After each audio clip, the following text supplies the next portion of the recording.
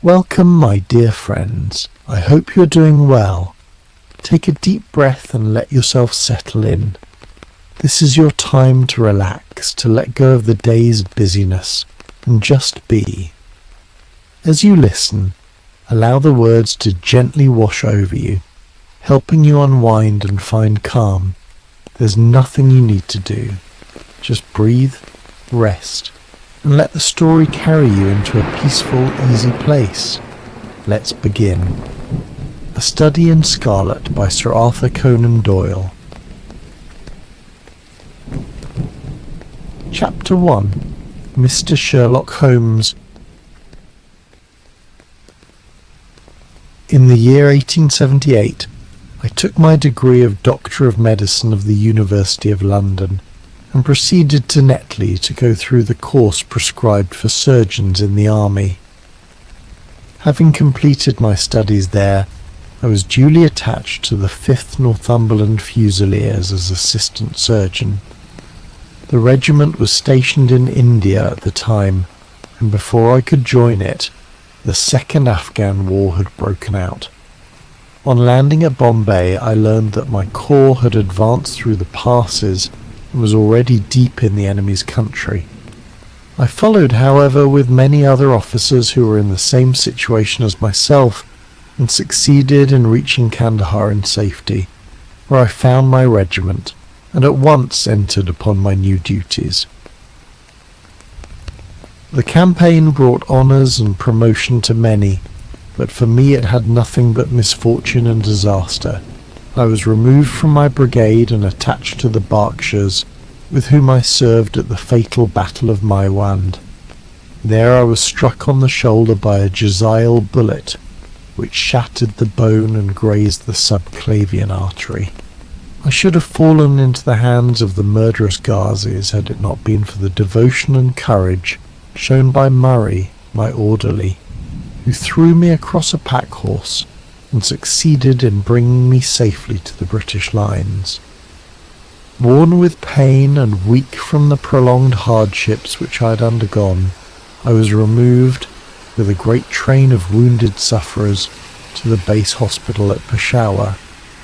Here I rallied, and had already improved so far as to be able to walk about the wards, and even to bask a little upon the veranda, when I was struck down by enteric fever, that curse of our Indian possessions.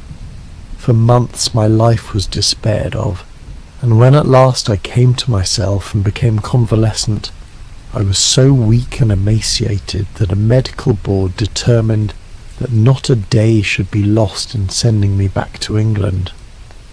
I was dispatched accordingly in the troop ship Orontes, and landed a month later on Portsmouth jetty with my health irretrievably ruined, but with permission from a paternal government to spend the next 9 months in attempting to improve it.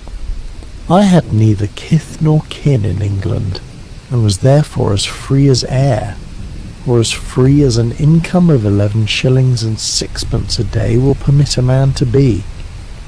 Under such circumstances, I naturally gravitated to London, that great cesspool into which all the loungers and idlers of the empire are irresistibly drained. There I stayed for some time at a private hotel in the Strand, leading a comfortless, meaningless existence, and spending such money as I had considerably more freely than I ought. So alarming did the state of my finances become, that I soon realized that I must either leave the metropolis and rusticate somewhere in the country, or that I must make a complete alteration in my style of living. Choosing the latter alternative, I began by making up my mind to leave the hotel, and to take up my quarters in some less pretentious and less expensive domicile.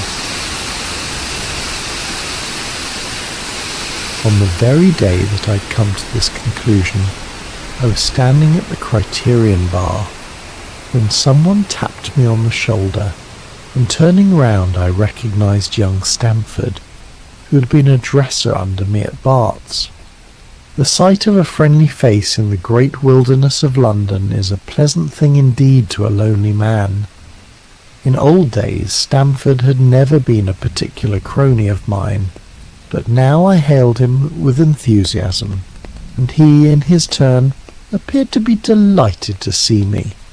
In the exuberance of my joy, I asked him to lunch with me at the Holborn, and we started off together in a hansom. "Whatever have you been doing with yourself, Watson?" he asked in undisguised wonder, as we rattled through the crowded London streets. "You're as thin as a lath and as brown as a nut." I gave him a short sketch of my adventures, and had hardly concluded it by the time that we reached our destination. "Poor devil," he said commiseratingly, after he had listened to my misfortunes. "What are you up to now?" "Looking for lodgings," I answered, trying to solve the problem as to whether it is possible to get comfortable rooms at a reasonable price.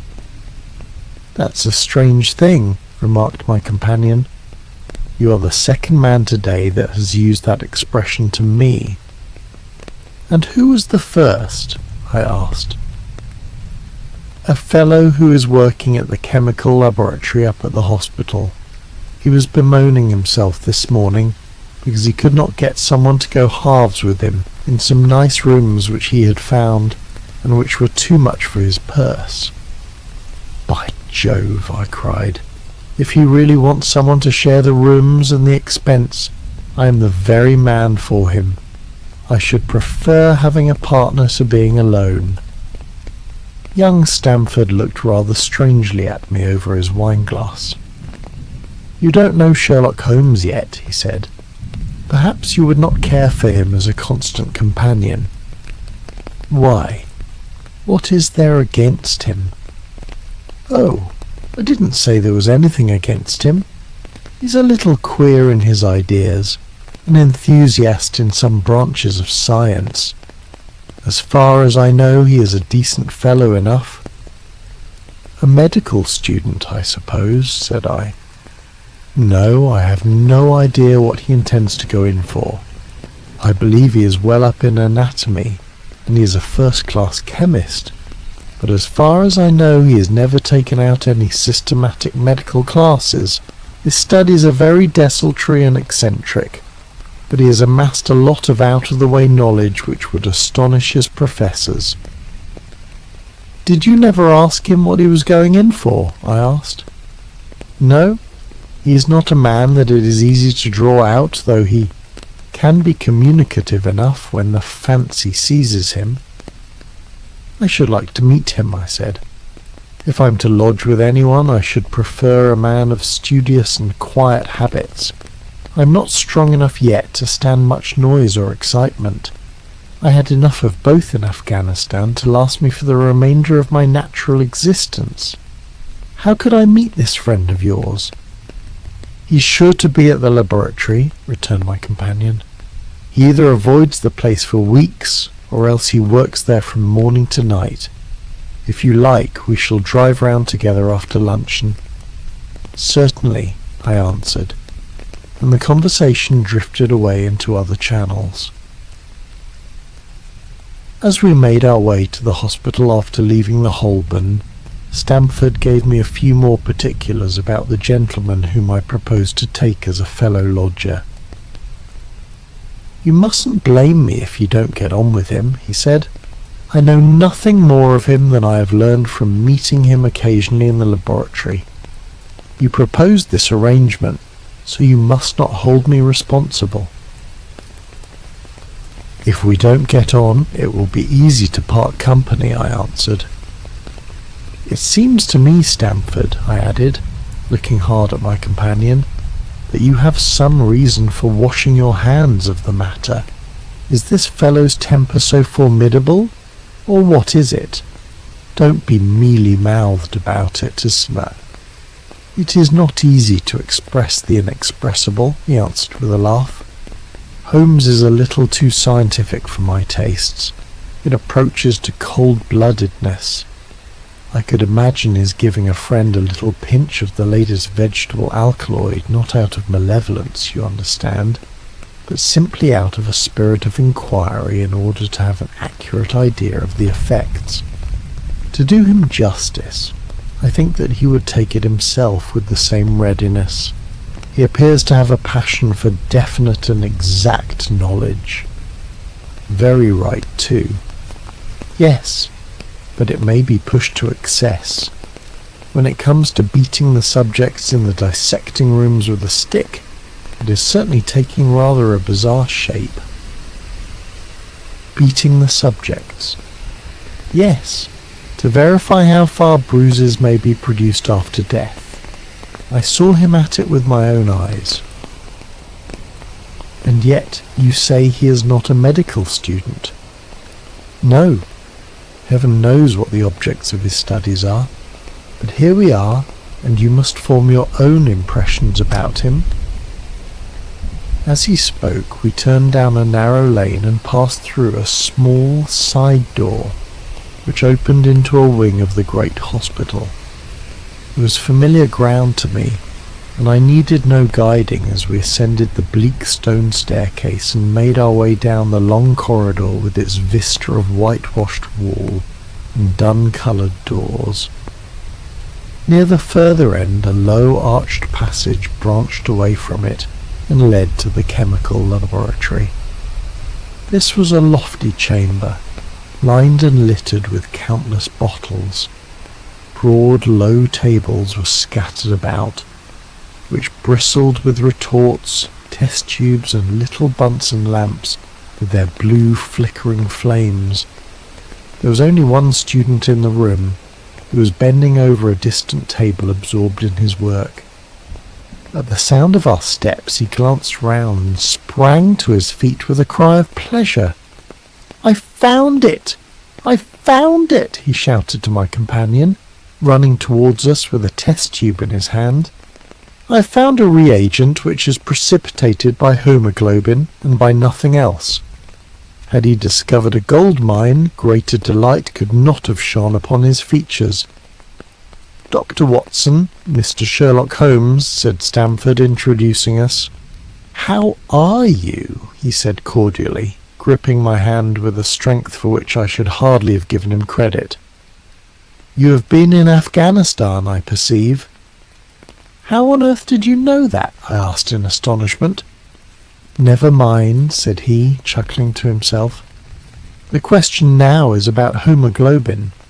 No doubt you see the significance of this discovery of mine?" "It is interesting, chemically, no doubt," I answered. "But practically? Why, man, it is the most practical medico-legal discovery for years.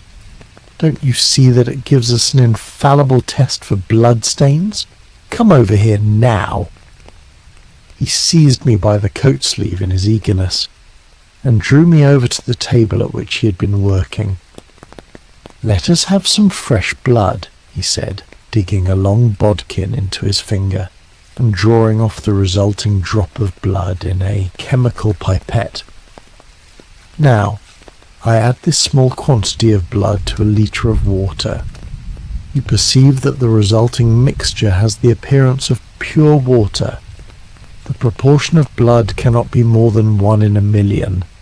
I have no doubt, however, that we shall be able to obtain the characteristic reaction." As he spoke, he threw into the vessel a few white crystals, and then added some drops of a transparent fluid. In an instant the contents assumed a dull mahogany colour, and a brownish dust was precipitated to the bottom of the glass jar. "Ha ha!"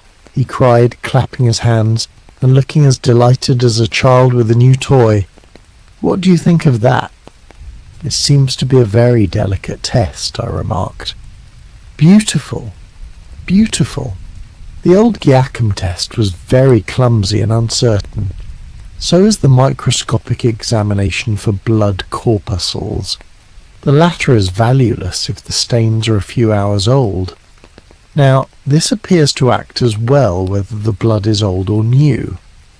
Had this test been invented, there are hundreds of men now walking the earth who would long ago have paid the penalty of their crimes." "Indeed," I murmured. Criminal cases are continually hinging upon that one point. A man is suspected of a crime months perhaps after it has been committed. His linen or clothes are examined, and brownish stains discovered upon them. Are they blood stains, or mud stains, or rust stains, or fruit stains, or what are they? That is a question which has puzzled many an expert, and why? Because there was no reliable test. Now we have the Sherlock Holmes's test, and there will no longer be any difficulty. His eyes fairly glittered as he spoke, and he put his hand over his heart and bowed as if to some applauding crowd conjured up by his imagination. "You are to be congratulated," I remarked, considerably surprised at his enthusiasm. "There was the case of von Bischoff at Frankfurt last year. He would certainly have been hung had this test been in existence. Then there was Mason of Bradford, and the notorious Muller, and Lefebvre of Montpellier, and Sampson of New Orleans. I could name a score of cases in which it would have been decisive." "You seem to be a walking calendar of crime," said Stamford with a laugh. "You might start a paper on those lines. Call it the Police News of the Past." "Very interesting reading it might be made too," remarked Sherlock Holmes, sticking a small piece of plaster over the prick on his finger. "I have to be careful," he continued, turning to me with a smile, "for I dabble with poisons a good deal." He held out his hand as he spoke, and I noticed that it was all mottled over with similar pieces of plaster and discoloured with strong acids. "We came here on business," said Stamford, sitting down on a high three-legged stool and pushing another one in my direction with his foot. "My friend here wants to take diggings, and as you were complaining that you could get no one to go halves with you, I thought that I'd better bring you together." Sherlock Holmes seemed delighted at the idea of sharing his rooms with me. "I have my eye on a suite in Baker Street," he said, "which would suit us down to the ground. You don't mind the smell of strong tobacco, I hope?" "I always smoke ships myself," I answered. "That's good enough. I generally have chemicals about and occasionally do experiments. Would that annoy you?" "By no means. Let me see. What are my other shortcomings? I get in the dumps at times, and don't open my mouth for days on end. You must not think I'm sulky when I do that. Just let me alone, and I'll soon be right. What have you to confess now? It's just as well for two fellows to know the worst of one another before they begin to live together." I laughed at this cross-examination. "I keep a bull pup," I said, "and I object to rows because my nerves are shaken, and I get up at all sorts of ungodly hours, and I'm extremely lazy. I have another set of vices when I'm well, but those are the principal ones at present." "Do you include violin playing in your category of rows?" he asked anxiously. "It depends on the player," I answered. "A well-played violin is a treat for the gods, a badly played one." "Oh, that's all right," he cried with a merry laugh. "I think we may consider the thing as settled. That is, if the rooms are agreeable to you. When shall we see them?" "Call for me here at noon tomorrow, and we'll go together and settle everything," he answered. "All right, noon exactly," said I, shaking his hand. We left him working among his chemicals, and we walked together towards my hotel. "By the way," I asked suddenly, stopping and turning upon Stamford, "how the deuce did he know that I had come from Afghanistan?" My companion smiled an enigmatical smile. "That's just his little peculiarity," he said. "A good many people have wanted to know how he finds things out." "Oh, a mystery, is it?" I cried, rubbing my hands. "This is very piquant. I'm much obliged to you for bringing us together." The proper study of mankind is man, you know. You must study him then, Stamford said, as he bade me goodbye. You'll find him a knotty problem, though. I'll wager he learns more about you than you about him. Goodbye. Goodbye, I answered, and strolled on to my hotel, considerably interested in my new acquaintance. Good night, my dear friends. Sleep well.